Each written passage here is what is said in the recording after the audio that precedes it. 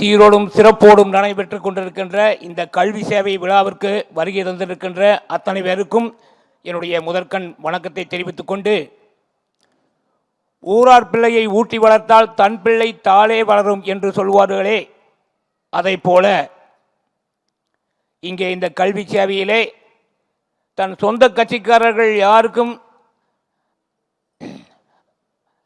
ஒரு உதவி, கல்வி சேவை உதவி என்று இல்லாமல் அனைவருக்கும் சமமாக கட்சி பேதமின்றி இந்த நிகழ்ச்சியை சிறப்பாக நடத்தி கொண்டிருக்கின்றார்கள். இதை ஏன் இந்த இடத்துல சொல்கிறேன்னா, நான் வேறொரு கட்சியை சார்ந்தவன், தேசிய முற்போக்கு திராவிட கழகத்தினுடைய கோவை தெற்கு மாவட்ட துணை செயலாளர். ஆனால் மாற்று கட்சியாக இருந்தாலும் கூட என்னுடைய பெண்ணுக்கு மதிப்பெண்ணை நல்ல கல்வியை பாராட்டி ஊக்குவிக்கும் விதமாக இந்த விருதை வழங்க இசைந்துள்ளார்கள் என்று நினைக்கும் போது மகிழ்ச்சி அடைகிறேன். உங்களுடைய இந்த கல்வி சேவையிலே எங்கள் இறை தெய்வம் கேப்டன் அவர்களை நாங்கள் பார்க்கிறோம்.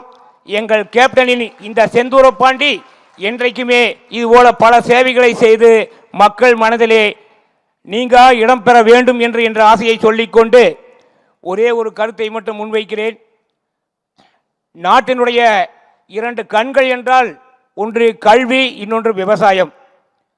கல்வி நாட்டுக்கு நல்ல பெயரை கொடுக்கும், விவசாயம் நாட்டில் உள்ளவர்களுக்கெல்லாம் சோறை கொடுக்கும்.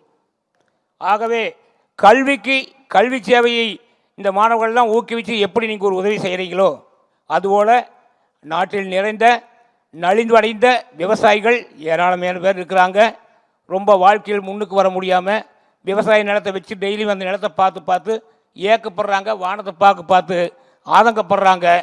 நலிந்த விவசாயிகளுக்கு இது போன்றது ஒரு உதவியையும் தாங்கள் செய்து அந்த விவசாயத்தையும் விவசாய குடும்பங்களையும் தூக்கி நிறுத்தி அவருடைய வாழ்வாதாரத்தை நிலைநிறுத்தி தருமாறு இந்த இடத்துல என்னுடைய வேண்டுகோளை சொல்லிக்கொண்டு,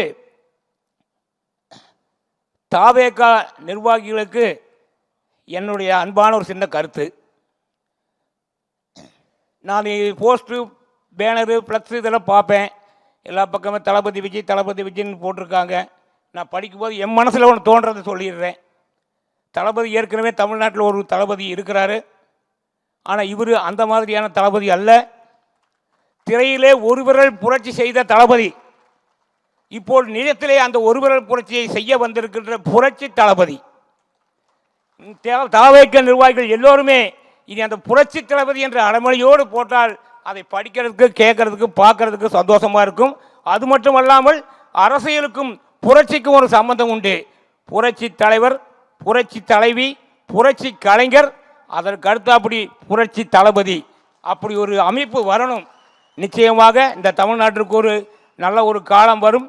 உங்களுக்கு ஒரு மக்களால் நல்ல ஒரு பேரும் வரும் என்று கூறிக்கொண்டு இந்த வாய்ப்பளித்தமைக்கு நன்றி பாராட்டி விடைபெறுகிறேன். நன்றி, வணக்கம்.